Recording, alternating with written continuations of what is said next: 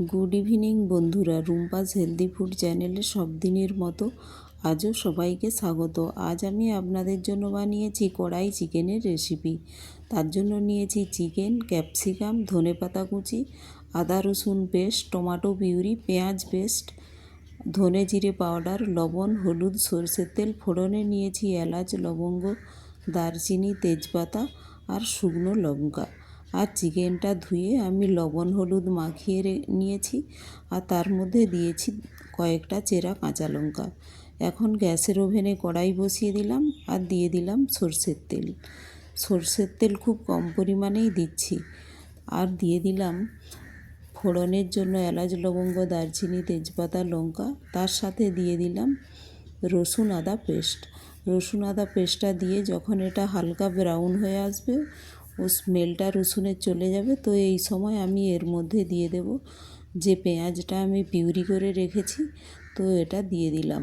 Tomato এরপরে দেব আমি tomato puree. তো এটা নাড়াচাড়া করে এর মধ্যে দিয়ে দেব পরিমাণ মতো লবণ, হলুদ দিয়ে এটা নাড়াচাড়া করে আমি ঢেকে একটু কষে নেব। ঢেকে এটা হালকা ব্রাউন হয়ে আসবে, ওই সময় আমি এতে দিয়ে দেব টমেটো পিউরি। তো একটু ঢেকে আমি কুক হতে দিলাম। যেহেতু কম তেল আছে, তো ঢেকে ঢেকে রান্না করলে এটা কুকও হয়ে যাবে। তো এইভাবে আমি দেখুন পেঁয়াজটা আমি ফ্রাই করে নিচ্ছি। পেস্ট আছে তো তো এমনিতেই তাড়াতাড়ি কুক হয়ে যাবে। তো এখন দিয়ে দিলাম টমেটো পিউরি। টমেটো পিউরিটা দিয়ে আমি নাড়াচাড়া করে নিচ্ছি। নাড়াচাড়া করে এটাও আমি ঢেকে একটু কষতে দেব, তো ফ্রাই হয়ে যাবে। তো দেখুন একটু 2 মিনিটের মতো ঢেকে আমি এটা কুক হতে দিয়েছিলাম। এখন দেখুন প্রায় কুক হয়ে এসেছে। তো এটা নাড়াচাড়া করতে করতে যখন দেখব মশলাটা কড়াই থেকে ছেড়ে যাচ্ছে, তো তখন এর মধ্যে দিয়ে দিলাম ধনে জিরে পাউডার। যেহেতু এটা পাউডার শুকনো মশলা, তাই এই সময় দিলাম। আর এখন এর মধ্যে দিয়ে দেব বড় বড় কেটে রাখা ধনেপাতা কুচি। এই দুবার আমি ইউজ করব ধনেপাতা কুচি। এখন একবার দিলাম, লাস্টে একবার ইউজ করব। আর এখন দিয়ে দিলাম চিকেন দিয়ে আমি ভালো করে এটা মশলার সাথে কষে নিচ্ছি। কষে এটা আবার ঢেকে দেব। আর দেখুন যেহেতু বড় বড় করে দেয়া আছে ধনেপাতাটা, তো একটু খুন্তির সাথে লেগেই যাচ্ছে। তো এখন এটা ঢেকে আমি একটু কষে নেব। দেখুন চিকেন থেকে কতটা জল বেরিয়েছে। এটা দেশি চিকেন হলে এত জল বেরোতো না, যেহেতু এটা পোলট্রি তো এ থেকে অনেকটাই জল বেরোয়। তো দেখুন একদম জল ছিল না, তো এখন অনেকটাই জল বেরিয়ে গিয়েছে। তো এইভাবে আমি ঢেকে ঢেকে কষে নেব।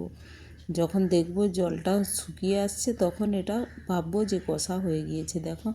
দেখুন এখন প্রায় আগের থেকে জলটা অনেকটাই কমে গিয়েছে।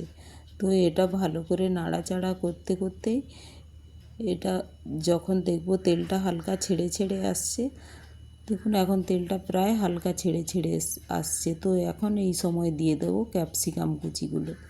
তো ক্যাপসিকাম কুচি দিয়ে আবার আমি এটা একটু নাড়াচাড়া করে ঢেকে দেব। ক্যাপসিকামটা একটু কাঁচা ফ্লেভারই থাকবে। তো এখন একটু ঢেকে আমি একটু নাড়াচাড়া করে দিলাম, করে আমি ঢেকে দিলাম। দেখুন এখন প্রায় হয়ে এসেছে আর চিকেনটাও কষা হয়ে গিয়েছে। তো এই সময় এর মধ্যে দিয়ে দেব জলটা আমি গরম করে রেখেছি অন্য কড়াইতে। তো এই মশলা ধোয়া জলটা আমি দিয়ে দিলাম। দিয়ে আমি এটা এখন নাড়াচাড়া করে এটা কুক হতে দেব। এটা কন্টিনিউ আমি 7-8 মিনিট কুক হতে দিয়েছিলাম। এখন দেখুন তেলটা ভেসে এসেছে। তো আমার চিকেনটা প্রায় কুক হয়ে গিয়েছে। আর এই সময় উপর থেকে দিয়ে দেব ধনেপাতা কুচি। আর দেখুন এটা গ্রেভি থাকবে। তো আমি একটু পাতলা করেছি, তো তাই এইভাবে ঝোল ঝোল মতো দেখাচ্ছে, কিন্তু এটা বন্ধ করে একটু রেখে দিলে এটা অনেকটাই গ্রেভি হয়ে যাবে। আর এখন দিয়ে একটু ঢেকে দিলাম। 2 মিনিট কুক করে আমি এটা গ্যাসটা বন্ধ করে দেব। তারপর দেখুন এসেছি কতটা সুন্দর দেখাচ্ছে আর স্মেলটাও খুব ভালো এসেছে। তো এখন এটা গার্নিশিংয়ের জন্য আমি দিয়ে দেব কয়েকটা ডিম আমি সেদ্ধ করে রেখেছি। তো এটা আমি গার্নিশিংয়ের জন্য এক এক করে দেখুন দিয়ে দিলাম। দেখতে যতটা সুন্দর লাগছে খেতেও ঠিক অতটা সুন্দর, ক্যাপসিকামের ফ্লেভারও আসছে হালকা হালকা, তো দেখতে যতটা খেতেও অতটাই সুন্দর হয়েছে। তো আমার রেসিপিটি যদি ভালো লাগে একটি লাইক, শেয়ার ও সাবস্ক্রাইবও করে দেবেন। Thank you. আর অবশ্যই এইভাবে একবার কড়াই চিকেন বানাবেন, এতে যে ক্যাপসিকামের ফ্লেভার ওটাই খুব সুন্দর হয়। তো এইভাবে বানিয়ে দেখবেন আর কমেন্টে জানাবেন কেমন হয়েছে।